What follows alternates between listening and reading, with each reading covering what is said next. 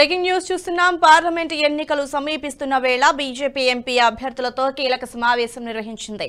BJP రాష్ట్ర కార్యాలయంలో జరుగుతున్న ఈ భేటీలో ఎంపీ అభ్యర్థులతో సునీల్ బన్సాల్, తరుణ్ చుగ్ స్థానిక పరిస్థితులపై చర్చలు జరుపుతున్నారు. భేటీలో పాల్గొన్న కిషన్ రెడ్డి, లక్ష్మణ్, చంద్రశేఖర్ హాజరయ్యారు. లోక్సభ నియోజకవర్గంలో పరిస్థితులు, ప్రచార సరళిపై ఆరా తీస్తున్నట్లుగా తెలుస్తోంది. ఇక ప్రచారంలో ఎదుర్కొంటున్న ఇబ్బందులు వంటి అంశాలు చర్చకొచ్చినట్లుగా తెలుస్తోంది. తెలంగాణలో బీజేపీకి సానుకూల వాతావరణం ఉందని కిషన్ రెడ్డి ఈ సందర్భంగా తెలియజేశారు. 6 గ్యారంటీల పేరుతో రేవంత్ మోసం చేస్తోందని, ఈ ఎన్నికలు దేశానికి, దేశ భవిష్యత్తుకు సంబంధించినవని నేతలకు దిశానిర్దేశం చేసినట్లుగా తెలుస్తోంది.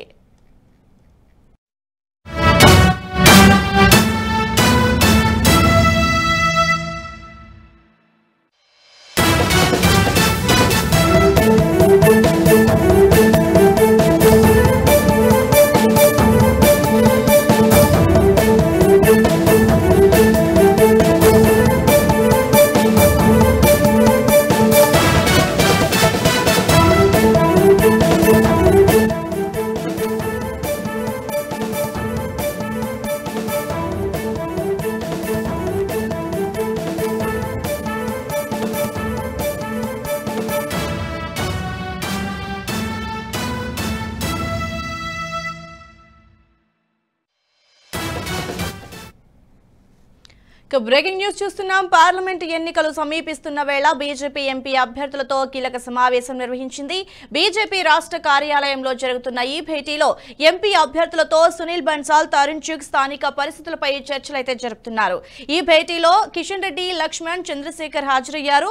లోక్సభ నియోజకవర్గంలో పరిస్థితులు, ప్రచార సరళిపై ఆరా తీస్తున్నట్లుగా తెలుస్తోంది. ఇక ప్రచారంలో ఎదుర్కొంటున్న ఇబ్బందులు వంటి అంశాలు కూడా చర్చకొచ్చినట్లుగా తెలుస్తోంది. ఇక ఇదే అంశానికి సంబంధించి మరింత సమాచారం ఎగ్జిక్యూటివ్ ఎడిటర్ ఫోన్ లైన్ ద్వారా అందిస్తారు. శివప్రసాద్, చెప్పండి. పార్లమెంట్ ఎన్నికల వేళ బీజేపీ ఎంపీ అభ్యర్థులతో కీలకంగా సమావేశం నిర్వహించినట్లుగా తెలుస్తుంది. సో దీనికి సంబంధించిన అప్డేట్ ఏంటి? ప్రధానంగా ఇప్పుడు జరుగుతున్నటువంటి సమావేశం అత్యంత కీలకమైనటువంటి సమావేశం. కారణం ఏంటంటే కేవలం బీజేపీ వ్యూహాలు, లేకపోతే బీజేపీ రాష్ట్రంలో ఎన్నికలకు ఎలా వెళ్తుంది అనే దానికంటే కూడా అభ్యర్థుల మధ్య ఉండేటటువంటి అవగాహన అనేటటువంటి ప్రధానంగా ఇక్కడ తీసుకోవడం మనకు కనిపిస్తుంది.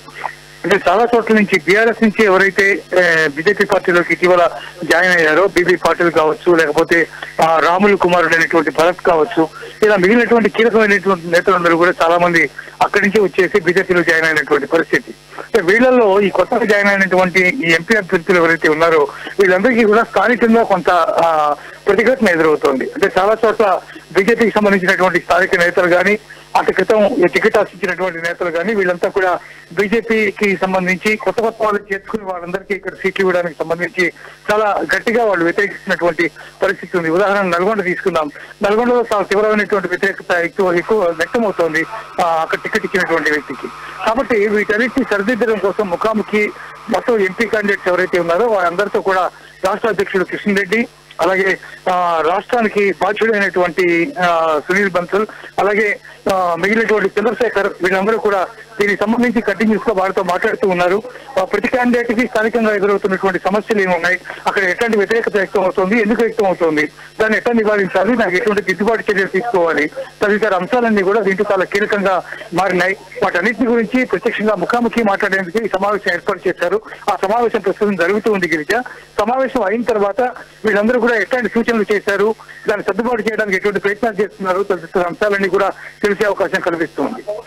ఓకే సార్, అయితే దీంతో పాటు 6 గ్యారంటీలతో రేవంత్ రెడ్డి ప్రభుత్వం ప్రజలను మోసం చేస్తుందంటూ కూడా కిషన్ రెడ్డి వ్యాఖ్యానించారు. అండ్ అలాగే ఈ ఎన్నికలు ప్రధానంగా దేశ భవిష్యత్తుకి సంబంధించినవి అంటూ ప్రజలకు దిశానిర్దేశం చేసినట్లుగా తెలుస్తుంది. సో దీనికి సంబంధించి ఏం చెప్తారు? ఖచ్చితంగా భారతీయ జనతా పార్టీ 400 సీట్లు ఖచ్చితంగా సాధించాలి, ఎన్డీఏతో కలిపి అనేటువంటి లక్ష్యంతో ముందుకెళ్తోంది. ఈ మేరకు ఇప్పటికే అమిత్ షా దీనికి సంబంధించినటువంటి క్లారిటీ ఇచ్చారు.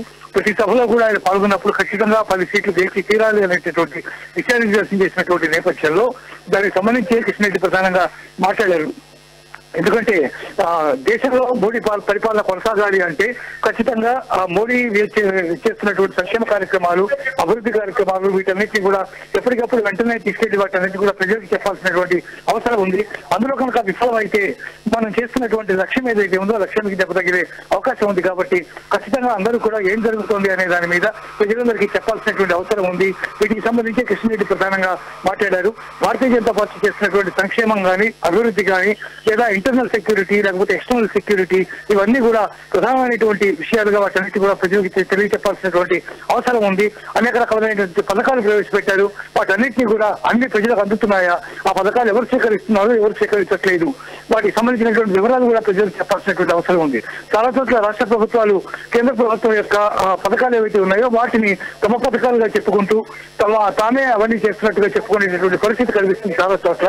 అందువల్ల ప్రజలకి దానికి సంబంధించినటువంటి వాస్తవాలు చెప్పాల్సినటువంటి అవసరం ఉంది. కాబట్టి వాటన్నిటి కూడా ఖచ్చితంగా ప్రజలకి తెలియచెప్పేలా కార్యక్రమాలు నిర్వర్తించుకోవాలి, చేయాలి అని చెప్పి కిషన్ రెడ్డి దిశానిర్దేశం చేసినట్టుగా కనిపిస్తుంది.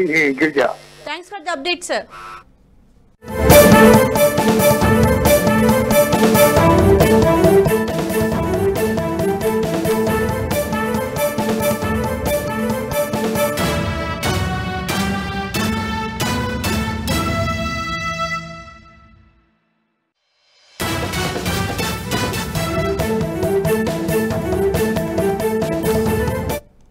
ఈ వీడియో మీకు నచ్చినట్టయితే లైక్ చేయండి, 10 మందికి షేర్ చేయండి. అలాగే కామెంట్ల రూపంలో మీ అభిప్రాయాలను మాతో పంచుకోండి. Nationalist hub group of channels ను సబ్స్క్రైబ్ చేసుకుని తెలుగునాట జాతీయవాద జర్నలిజాన్ని ప్రోత్సహించండి. ఈ వీడియో కింద ఉన్న బెల్ ఐకాన్ పై క్లిక్ చేయడం మర్చిపోవద్దు.